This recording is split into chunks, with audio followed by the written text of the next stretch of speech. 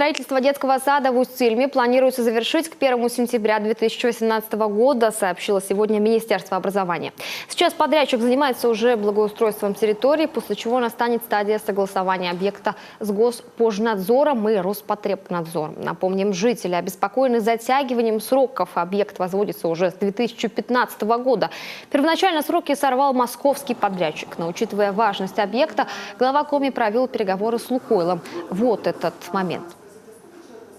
Та динамика, с которой все это было воспринято к производству, к выполнению, действительно, это просто самые, что называется, лучшие демонстрации наших взаимных усилий по нормализации жизни в отдельных территориях, особенно в удаленных. Поэтому я с огромным уважением отношусь к тому, что делает компания на территории региона. И те вопросы, которые возникают, насколько я знаю, вы очень оперативно принимаете к решению. Еще раз огромное спасибо и надеюсь, что и в перспективе мы так и будем с вами продолжать работать. В результате социального партнерства в прошлом году нефтяники выделили на завершение работ 27 миллионов рублей, а в этом еще 17.